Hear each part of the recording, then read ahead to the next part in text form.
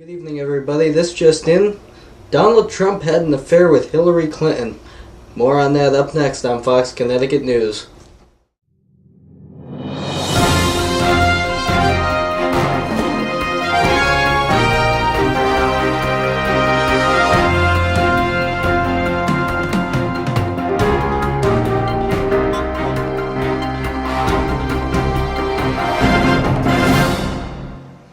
Good evening and welcome to Fox Connecticut News. My name is Matt Shea and tonight I will be your host.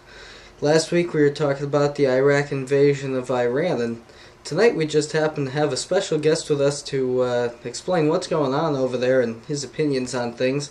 We bring to you Alex Kuhr live on scene in Iran right now to give you all the information needed. Over to you, Alex. Good to hear you tonight. Hi, I'm Alex Kuhr, and I'm a specialist on the Iraqi invasion of Iran, and we're here to basically talk about what happened throughout the whole issue. Good to see you, Alex. So, what is this whole, this whole war or invasion that's going on over there? What's all this about?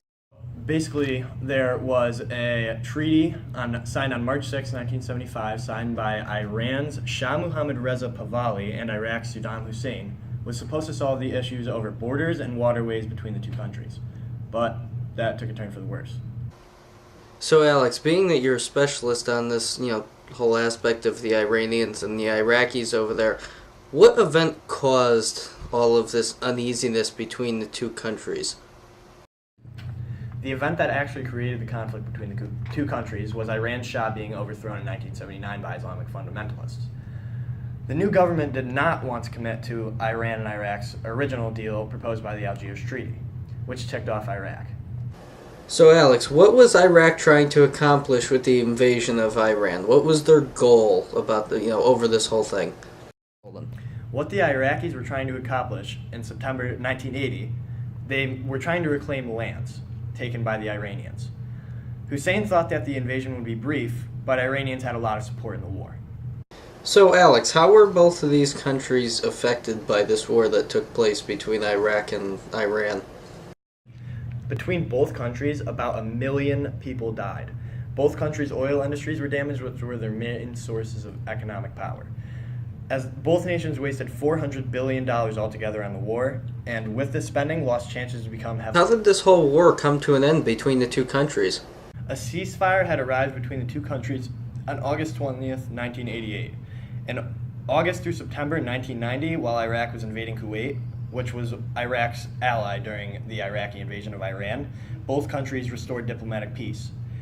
Iraq agreed to remove troops from Iranian territory, the countries divided the Shea al-Arab waterway, and exchanged prisoners of war. So one last question with you, Alex. We have to cut it short because we're running out of time, but in your opinion, was it worth it for either of these countries to have started the war in the first place? While both of these countries may disagree with my opinion, I don't think the war was worth it at all.